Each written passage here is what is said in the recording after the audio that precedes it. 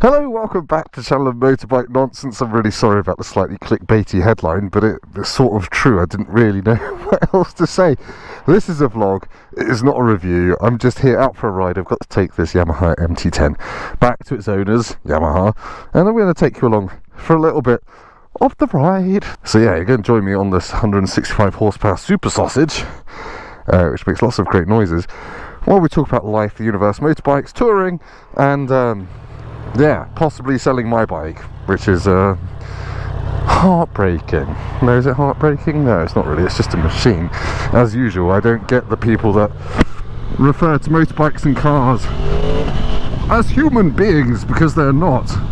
If it can't tuck you into bed at night and give you a little peck on the cheek, you can't call your motorbike a he or a she. I'm just sorry, it's just perverse otherwise. But anyway, how are you doing?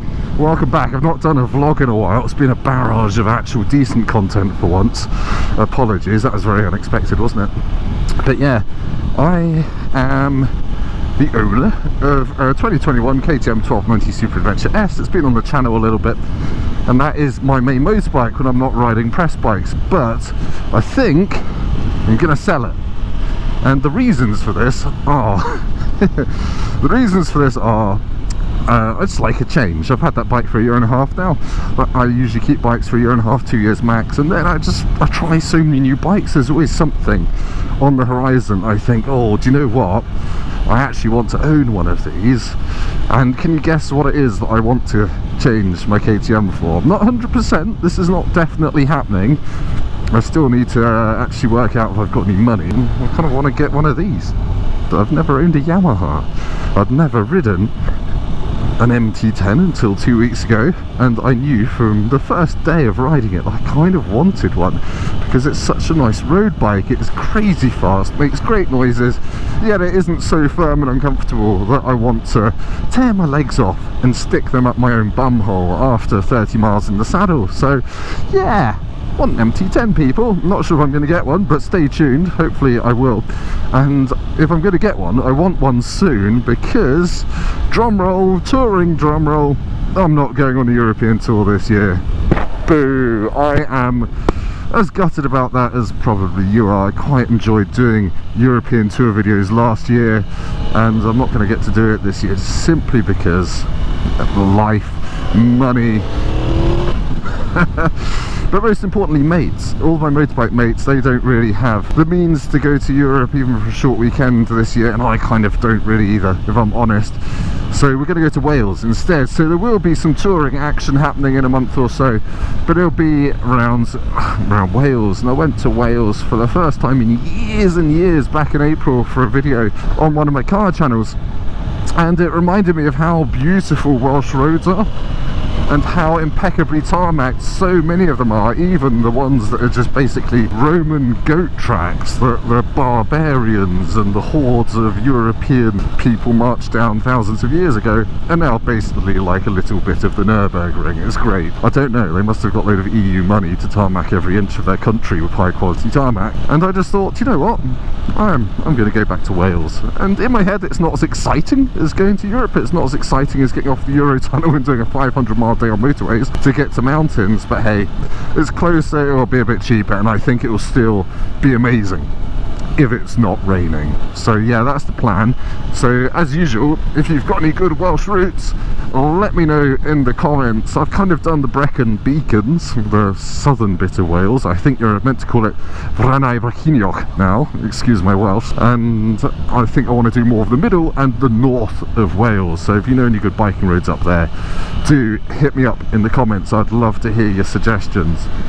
Also, if you know any good B&Bs, places to stay that are biker friendly and good for a couple of people, that'd be great as well. So hopefully that'll be coming in August, some optimistic touring content, possibly not on my sensible touring motorbike, maybe on an MT10 with some panniers on it. I don't really know. My dream is to get an MT10 turn it into a little naked tourer thing.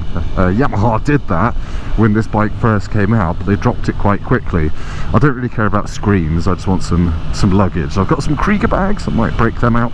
Last used by me in 2010 on a Daytona 675, I'm sure they'll still work. So yeah, and then I've got to decide, do I want an MT10 or do I want an MT10 SP? It looks prettier, the SP. It's got the Erlins, it's got a few other bits and pieces, and I'm a bit of a tart, so I quite like that.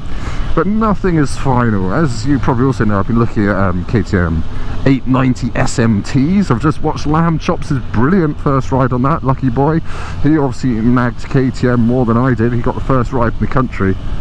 I'm going to ride that in a couple of weeks as well, up at KTM headquarters, along with the 890 Adventure and the 790 Duke, I think, and possibly doing a little something with someone else, but that's all TBC. The future of the channel is bright. I've had some really good views on my GS video.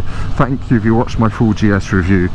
You've really helped keep the candle of YouTube enthusiasm burning inside my heart, like that eternal flame in Hiroshima where they dropped the... yeah, anyway, it's going to get a bit dark if I start talking about that, but anyway, usual business on the car channel. That's had some really big videos as well. If you're into your Skoda Yetis, I don't know how YouTube works, but my Skoda Yeti video, I put it up and it did well. It did about 10,000 views in a week, which is brilliant for me. It's only a small channel like this one.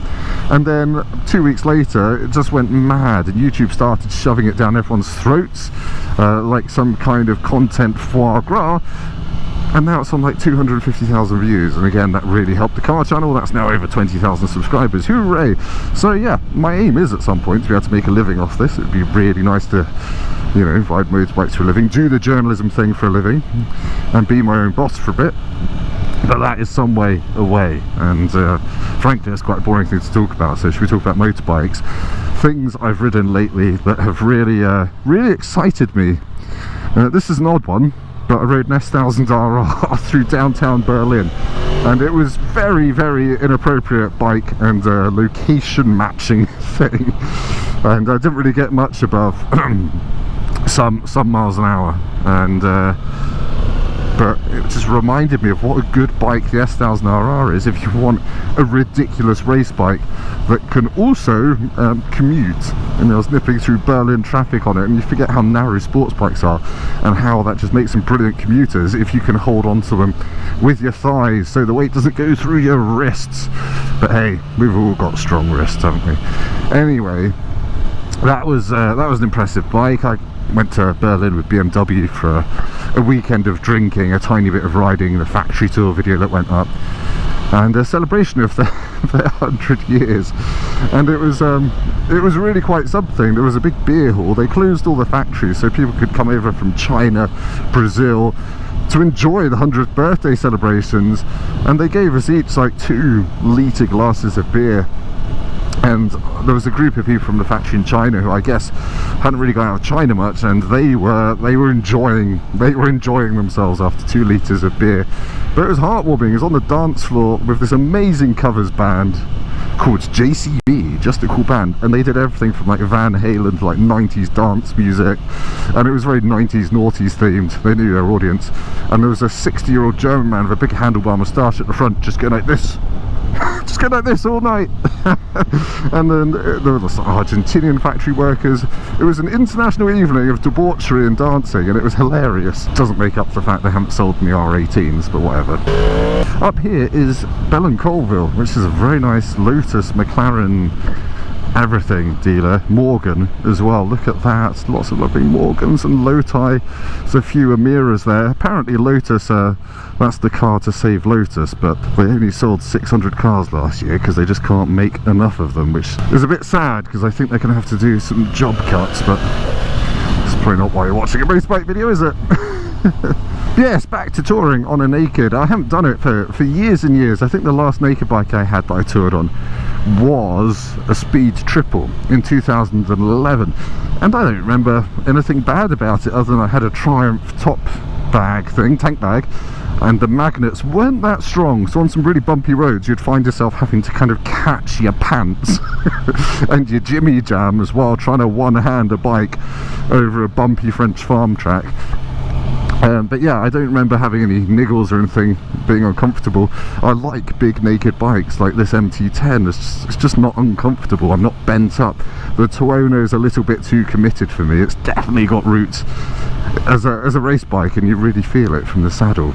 This MT10 has really just been one of those bikes that I've gone out for more rides on than I normally would. Quite often, if I'm out on a bike, it will be because I'm filming and I need to get some content out of it, something like that, or I want to go for a ride and I think, oh, I might as well do a film, kind of like I'm doing now. But this, I've honestly just been going out on all the time. It's been so much fun, and it's put me in mind, as I always say, of my first bike, of the street triple I had, just because it's naked, there's nothing to it really, and it just makes you feel a little bit naughty without actually having to do 3 figures everywhere. Michael Neves has gone the other way. His YouTube channel is growing really fast because he's obviously got a big name and everyone respects him, and he's an amazing legend who's just as nice in person as you would hope. He's kind of gone from loving super nakeds to getting into adventure bikes for the first time in his life. It's kind of quite heartening to see. I want to go the other way. I don't feel like I'm too young for an adventure bike. My KTM is nutty and I have loved it. I just think it's time for something else, and the warranty's run out. So if you want a KTM 1290 Super Adventure S with heated grips, the tech pack, the top box, the heated rider seats, hi, and some tank grips from KTM, a screen protector, some orange bits, I'm doing the advert in my head now, let me know and you can come buy it from me and give me some money, then I can go and continue my addiction to buying motorbikes. Right, I've waffled on enough. I'm on cruise control, stuck behind a bin lorry. So yeah, there is one other thing that has happened, which has never happened to me knowingly before, is yes, there's a manufacturer of motorcycles somewhere in the world that is no longer friends with Tim Rohde. Apparently they're ignoring my emails. They lent me a bike. I did a review. I thought it was quite a positive review, and it was a positive review, and they were then meant to lend me another bike, and it didn't turn up, and I emailed them and they didn't reply, and I emailed them again and they didn't reply. So I think I might have angered them. I don't think I've angered them with the review I did of it. I've got a funny feeling I might have angered them with the beauty influencer stuff that I occasionally do on Instagram. I do some motorbike beauty influencer content where I pretend to be an influencer getting all my facts wrong, and they use lots of influencers. So I wonder if I've touched a nerve there, but anyway. Not going to say who it is. You might just notice certain manufacturer bikes not appearing on the channel, or if they do, coming from a dealer, which is a bit sad for me. But anyway, whatever, I've waffled on long enough. Thank you for watching, and as ever, I really do appreciate everyone that watches any of my nonsense. I know it's nonsense, it's waffly, and I try not to take things too seriously. I just want to tell you if a motorbike is fun or not, and to be honest, it's a bit lame because all motorbikes are fun. But thank you for watching. Give this a like if it's been interesting, and a subscribe to the channel. I'd really appreciate that, and I'll see you next time for probably my full review of this MT10, proper walk around, sexy camera shots, that kind of stuff. See you then. Goodbye, have a good day, and keep your pecker up, or whatever the female mental health equivalent is.